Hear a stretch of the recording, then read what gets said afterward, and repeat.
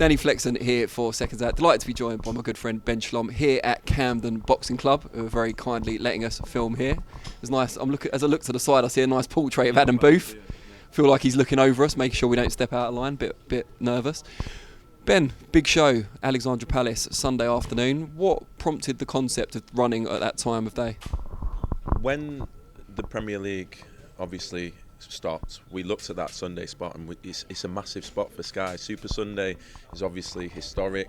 Everyone knows about Super Sunday, and for us it was like, well, every show we do is a Saturday night. The main events were always at 10:30. Do we now have an opportunity to put it in front of a bigger audience, a wider audience, in front of a different audience as well? And I think it's going to be a special event. Ali Pali, the atmosphere is going to be incredible, but also Sky, the broadcast experience, the analysis, things like that, is going to be a very, very different viewing experience for boxing, and I think it will be good for British boxing to be seen by that sort of audience. Heat map's not coming back, is it? Heat maps, Gary Neville, Jamie Carragher, Roy Keane, with Adam Azim. It will be different, but it's good because sometimes we get a lot of questions. Can boxing go at that time because of watershed and things like that? But it's going to be on Sky Showcase as well, so massive audience for Adam Azim to headline his first show at Alexandra. What made you decide to go with the breakthrough concept once you decided to run on a Sunday afternoon? Because we want to show off our young talent, we want to show off Adam Azim. We think he's perhaps the future of our stable and future of British boxing, and we want the biggest platform possible for him to show what he's going to do. He's got a tough test in Ryland Charlton. I think it's a good advert for boxing because Ryland knows one way. He's very fan friendly. He's caused upsets in the past, and he wants to cause another one. And Adam's earlier on in his career than the upsets Ryland's caused before. And Ryland obviously fancies his chances. He's very robust. He's a tough guy. Hopefully, he's going to give Adam some rounds. And I think it tops a very, very good card as well. And it's not your final show of the year. You're going on December 17th back in Bournemouth. I think everyone had a lot of fun there, me included, last time out. Chris Billam-Smith, obviously on the cusp now of a world title shot. How important is it that he gets through this and that he looks good as well? Yeah, I think, he's fought the domestic opponents now. He's gone through, in a similar way to Richard, I mean, his last three fights, Tommy McCarthy twice, and then Isaac Chamberlain. I think he wants world-level opposition, world-ranked opposition, where he can learn that next step before a world title. And last time in Bournemouth it was incredible. The atmosphere was incredible. We've seen the support he has. As soon as we put on tickets, the tickets are sold. We're only a month away and they sold so quickly, and they're selling very quickly, and we want him to find the stadium next year, and this is a big step up. It's going to be a great card. Dan Aziz on there against Rocky Fielding, which is a step up for Dan as well, and who knows what Rocky's got left, so interesting fight there. And Billam-Smith, for us, it's hard to find fighters now that have that core, loyal, local following that you can build from, and Billam-Smith's definitely one of them, and we want to grow his following, and we want Bournemouth to become a real good home for him. There's been a lot of talk in recent weeks over the fallout between Terence Crawford and Errol Spence. That fight's still not happening, as a lot of people would like it to, and predominantly because either promoters or broadcasters aren't able to work together. Now, you've shown that is possible with Joe Joyce, Joseph Parker recently, John Ryder, Zach Parker. They've kind of followed in your footsteps. What's the key to making those sort of relationships work? I actually think British boxing's doing a lot better than boxing in the US at the moment. I think people have accepted in the UK that there's a lot of promoter competition, there's a lot of broadcaster competition, and fights are still getting made. And I've seen a difference in the past 12 months. Maybe it helps that we're so willing to do that, but I think Matchroom and Queensbury have followed suit there. So I think it will get better, and it will be forced to get better. I think the US still does have a massive problem because of the historic nature of the promoters, the two big ones over there, and the networks. And it seems like it is very difficult to get fights done between the two of them, which is a shame because as a boxing fan, that's what you want to see. But I think with new, younger people coming into the sport, not just myself, across, George Warren's been great. Frank Smith comes to our shows.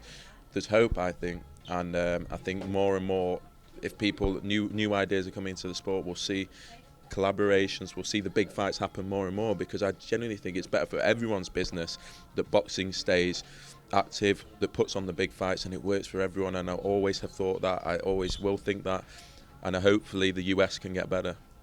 Now, while Matchroom have allowed John Ryder to fight on a Queensberry show, they've also scheduled their own show on the same night, which isn't ideal for boxing fans, with Wyatt Franklin. What do you make of scheduling clashes, and is that something you look to avoid? Like, would you give a call to a Frank Smith or a George Warren to avoid those things happening? Sometimes it's really hard to because we've all got that many fighters. We need to put on fights, and we've got broadcasters to deliver for. So it's hard with venues, it's hard with this. So I'll never knock anyone for clashing. I think where you can avoid it, where you can be sensible, we've seen with Super Sunday, that could have easily gone on November 26th, and then you'd have 3 fights on one night. So where you can be sensible will always be. It's not great for fans when it happens, but I think for us on Sky, we have to trust our platform, and we have to trust that we have to make the fights happen when we can make them happen. Sometimes it's difficult to avoid clashes, and hopefully we won't see too many, but it is inevitable. And as I say, I think on the Sky platform, I think we're less concerned just because we're going out to a bigger audience. Now, in the spirit of cross-promotional collaboration, easy for me to say, Natasha Jonas, Terri Harper rematch has been talked about a lot this week. Has there been an offer yet to either Joe Gallagher or yourself? Yeah, no, Frank Smith did send me an offer very, very quickly after Saturday night. And look, it's not huge, but it's an offer. I think for me, I'm in the Natasha Jonas business, and I have been for the past 12 months, and we've done everything for her, and whatever she wants to achieve, we'll support her. I think ultimately she'll be fighting on Sky. She's a Sky presenter. She's just won 3 world titles. She's the A side. She's the headline fighter that everyone wants to fight now, and how things change. And she will make the right decision for her, and we'll support that. There is a lot of history there. There is a lot of bad blood there. Natasha Jonas could have easily retired last year, having not won a world title, having not made enough money, having not had the opportunities that she's had. She's got them now. She's got what we feel she deserved with the level of talent that she has, and now it's up to her what she wants to do, and we won't be pressured into anything, because ultimately Natasha Jonas has earned the right to make her own decisions. And if she wants to fight, if she prefers other fights, or wants Jessica McCaskill, or wants Katie Taylor, or wants Clarissa Shields, let her explore those. If she does want Harper again, will you then make a counter offer to have that fight on Sky? If Natasha Jonas decides she wants to fight Terri Harper, then of course we would do that. Of course. And they said it was or Steffi Ball said, Terry's manager, that it's a high 6-figure offer. Is that how you categorise it? Was he including the pence, for example? Tasha's been earning really well in the past 12 months, and she's won 3 world titles, and it's a decent offer. It's an okay offer, but I don't think it's one that's gonna change Tasha's mind as to what she wants to do. Again, there is a lot of history there. I don't want to get into it because it's not my battle and it's not my thing, but I know Tasha very, very well, and certain things that happened to her in the 12 months preceding us signing her was from what I can see was tough, really tough. And the way that she was treated and things like that, especially when she wanted to come over. So again, not my battle, but we'll support Tasha. She's a great ambassador for the sport. I couldn't be happier for anyone to have done what she's done the past 12 months, and she's earned the right to make the call on what she wants to do next. I want to ask you about the weekend's action, specifically the exhibition-laden show out in Dubai, headlined by Floyd Mayweather. Did you watch much of it, either highlights or the full show? What did you make of it? I didn't watch it. No. I didn't watch it. What do you make of those sort of events in general? Not something that we're focused on, not something we want to grow the professional sport, and I'm not saying it's bad for boxing. Don't really have an opinion on events like that. I didn't see it. I'm not saying I would never. I'm not a hater of it. I'm not saying it's bad. I'm not saying this. I just didn't watch that fight or event or whatever it was, and with professional boxing is my passion, and that's where we're focused on. Not to say those big events, some of them do amazing things for boxing, and sometimes when it's well matched, I like it, but I didn't watch it on Saturday. Do you draw kind of a line between those sort of fights where it's a superstar against a enthusiast, shall we say, and stuff like Hatton Barrera, where it's 2 equally matched legends fighting each other? I think I'm not really into exhibition boxing full stop, to be honest, but Hatton was, I think, a different case.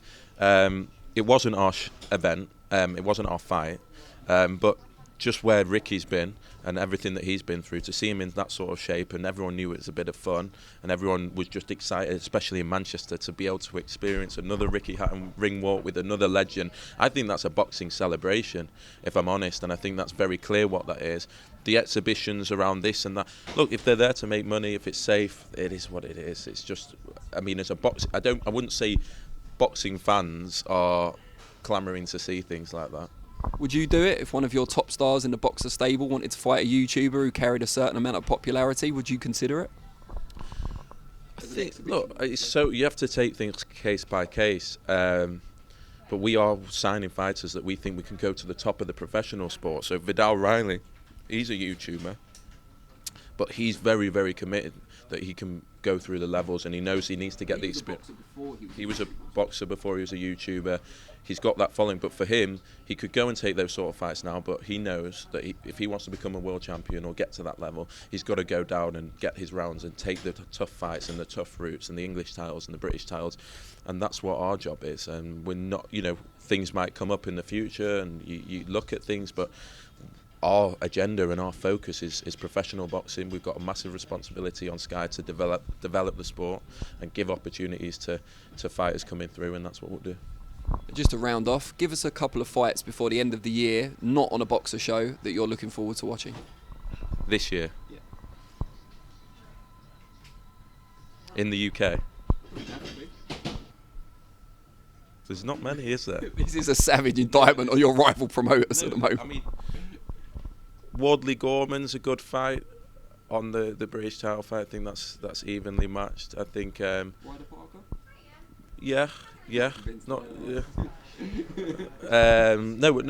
Listen, I watch it. I'm just trying to think. I think we've seen a lot of fights go into next year. Even Taylor Cattrall and Billam-Smith that we hope to do this year. I think. How many shows has he got? Frank's got the Fury Chisora, Parker Ryder, Eddie Scott, White Franklin, and Josh Warrington's fight in December. That's fair enough. That's fair. You've said enough by not saying anything. I think in that case, it's all good. No. Listen. I'm not saying. I will watch all boxing. You're saying which one am I looking forward to the most? I'll watch everything. Good stuff, Ben. Really appreciate your time. Cheers.